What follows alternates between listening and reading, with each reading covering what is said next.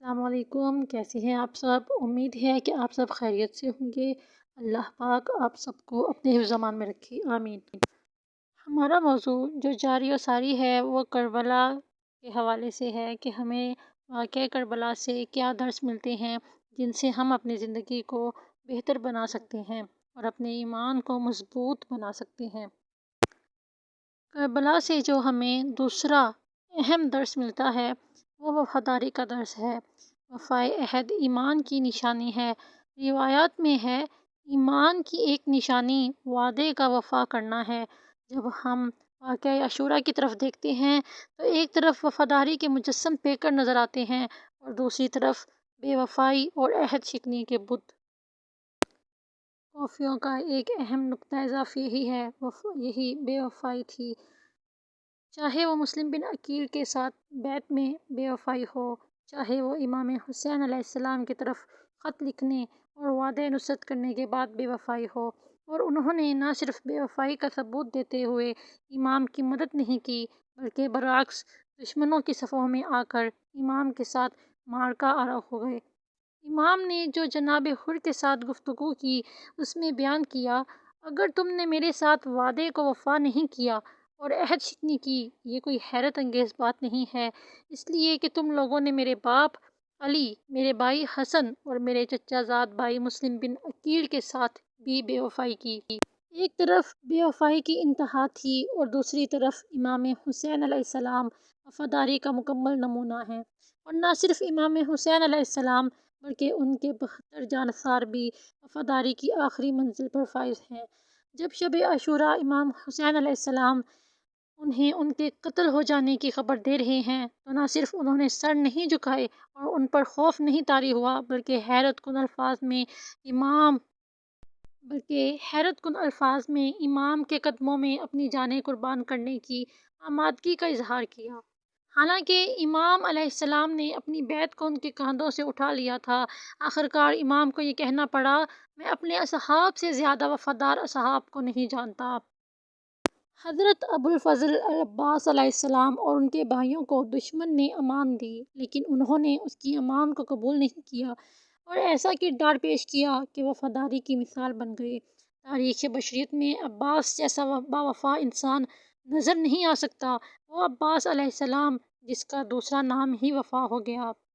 جناب عباس علیہ السلام کے زیارت نامہ میں وارد ہوا ہے، یہ گواہی ہے عباس کی بھائی کے سامنے اطاعت، تسلیم، تصدیق اور وفاداری پر۔ عاشورہ کے پیغامات میں سے ایک پیغام وفا ہے جو کبھی بھی دنیا کے وفادار اور وفا دوست افراد کے ذہنوں سے محو نہیں ہو سکتا۔ واقعہ کربلا سے جو ہمیں تیسرا اہم سبق ملتا ہے وہ رضا اور تسلیم کا ہے۔ عرفان کے بلند ترین مراتب میں سے ایک مرتبہ رضا کا ہے۔ رضا خدا کی نسبت انتہائی محبت اور عشق کی علامت بھی ہے اور کمال اخلاص اور استحکام ارادہ عمل کی دلیل بھی ہے۔ اہل بیت علیہ السلام نے ہر مصیبت بلا کو خندۂ پیشانی سے تحمل کر لیا اور اگر ایسا نہ ہوتا تو ہرگز شجرۂ دین استوار اور پرثمر نہ ہو پاتا۔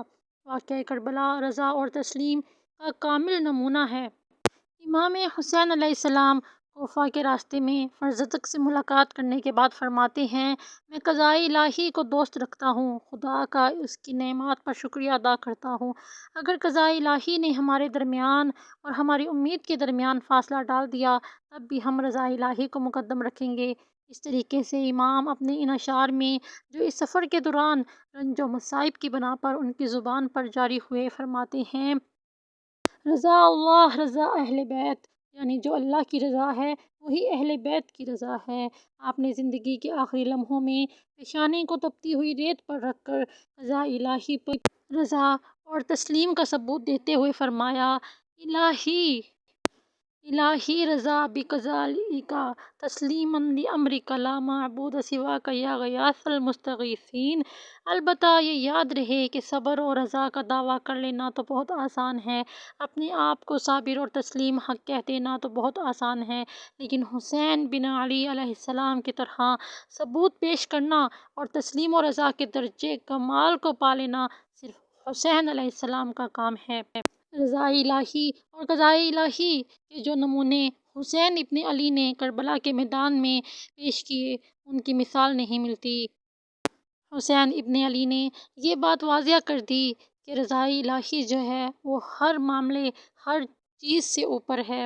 ہم ذرا سی تکلیف کو برداشت نہیں کر سکتے، یہ جانتے ہوئے بھی کہ یہ اللہ پاک کی رضا ہے، اللہ پاک جو چاہے وہ کر سکتا ہے، لیکن پھر بھی ہم ایسا نہیں کرتے۔ ہم ناشکری کی مثالیں قائم کر دیتے ہیں، اتنی ناشکری کرتے ہیں کہ ہم مصیبت کو خود دعوت دیتے ہیں۔ حسین ابن علی نے ہمیں یہ درس دیا ہے کہ ہمیں کس طرح سے رضا الہی میں خوش رہنا ہے، اسے قبول کرنا ہے، نہ کہ اس پر شکوے شکایات کرنے ہیں۔ اللہ پاک جو کرتا ہے، جو ہمارے لیے وہ فیصلہ لیتا ہے، وہ ہمارے لیے سب سے بہتر ہوتے ہیں، چاہے دیر سے ہی صحیح، لیکن ان میں بہت بہتری ہوتی ہے، اور ہمارے لیے صرف خوشیاں ہی خوشیاں ہوتی ہیں، سکون ہی سکون ہوتا ہے، لیکن ہم ان باتوں کو نہیں سمجھتے۔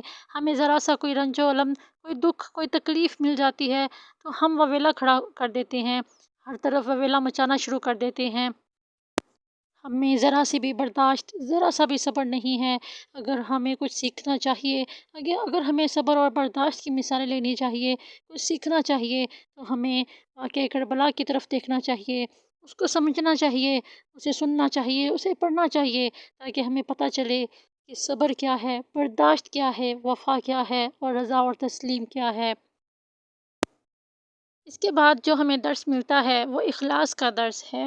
اخلاص مکتب عاشورہ کا ایک آشکار جلوہ اور گراں قیمت گوہر ہے۔ تحریک عاشورہ کی بقا کا ایک اہم ترین راز یہ گوہر اخلاص ہے، اور خدا نے وعدہ کیا ہے کہ مخلصین کے عمل کو ضائع نہیں کرے گا اور انہیں دنیا اور آخرت میں اجر کامل عطا کرے گا۔ تاریخ اسلام میں جنگ اور جہاد کے بہت سے واقعات پائے جاتے ہیں، لیکن ان میں سے بعض واقعات تاریخ کے صفحوں میں جاودانی زندگی اختیار کر لیتے ہیں، اور دنیا کی کوئی طاقت انہیں مٹا نہیں سکتی۔ یہ وہ واقعات ہیں جو اخلاص اور اہلیت کے سمندر میں غوطہ ور ہوں۔ یہ وہ لوگ ہیں جنہیں قرآن کریم صبغت اللہ یعنی رنگ خدائی سے یاد کرتا ہے۔ واقعہ عاشورہ اس لازوال رنگ الہی میں رنگین ہے۔ امام حسین علیہ السلام نے اپنی ان تقاریر میں جو انہوں نے مدینہ سے نکلنے سے پہلے فرمائیں، ہر طرح کی دنیا طلبی اور حکومت خوری کو محکوم کیا، اور اپنے سفر کے خالص ارادے کو جو وہی دین اور سماج کی اصلاح ہے بیان کیا۔ خدایا تو جانتا ہے کہ جو کچھ میں انجام دے رہا ہوں ہرگز دنیاوی حکومت اور دنیاوی مال و منال کے لیے نہیں ہے، بلکہ میں چاہتا ہوں کہ دین اسلام کی تعلیمات سے باخبر کروں اور خدا کی نشانیوں کو دکھلاؤں اور سماج کی اصلاح کروں، تاکہ مظلوم امن و امان سے رہیں اور تیرا حکم اور تیری سنت اجر ہو۔ یہی الہی تصمیم تھا جس کی وجہ سے کوئی چیز امام اور ان کے اصحاب کو اس مقصد سے روک نہ سکا۔ اس خالصانہ نصرت اور تحریک میں جو ناخالص افراد تھے، دھیرے دھیرے راہ کربلا میں امام سے جدا ہو گئے، یہاں تک کہ عاشورہ میں وہی افراد باقی تھے جو مجسمہ اخلاص تھے۔ خلوص ایسی چیز ہے جسے صرف خدا ہی پرکھ سکتا ہے، اور خدا کا خالص بندہ صرف خدا کے بارے میں سوچتا ہے اور اپنی جان کو اس کی راہ میں نچھاور کرنے کو آسان اور معمولی بات سمجھتا ہے۔ درس عاشورہ یہ ہے کہ ہم اپنے ہر کام میں مقصد اور ہدف کو خالص کریں، اور یہ جان لیں کہ خدا کی بارگاہ میں وہی عملی جاودانہ ہے جو رنگ خدائی رکھتا ہو، اور یہی راز ہے تاریخ بشریت میں کربلا کی بقا کا۔ اس طریقے سے کہ زمانے کے گزرنے کے ساتھ ساتھ اس میں نہ صرف کوئی کمی واقع نہیں ہو پا رہی ہے، بلکہ دن بدن اس نصرت اور تحریک کے دامن وسعت میں اضافہ ہی ہو رہا ہے۔ یہ چند درس تھے جو میں نے آپ سے بیان کیے، آپ کو بتائے اور سمجھانے کی پوری کوشش کی۔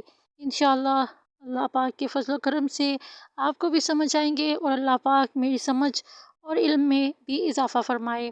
آمین بجاہ النبی امین صلی اللہ تعالیٰ علیہ وآلہ وسلم۔ انشاءاللہ مزید درس کربلا کے حوالے سے اگلی ویڈیو میں آپ کو بتاؤں گی۔ اللہ پاک اپنا کرم بنائے رکھے، اور برائے مہربانی اپنے رائے کا اظہار ضرور کیا کریں، اس سے میری اصلاح ہوتی ہے، حوصلہ افزائی ملتی ہے مجھے، اور میرے چینل کو سبسکرائب کرنا نہ بھولیں۔ اگر آپ کو میری ویڈیو پسند آتی ہیں تو اسے برائے مہربانی لائک کر دیا کریں اور سبسکرائب بھی کیا کریں۔ اللہ پاک آپ سب کو اپنے حفظ و امان میں رکھے، آمین۔ اللہ حافظ، جزاک اللہ خیرہ۔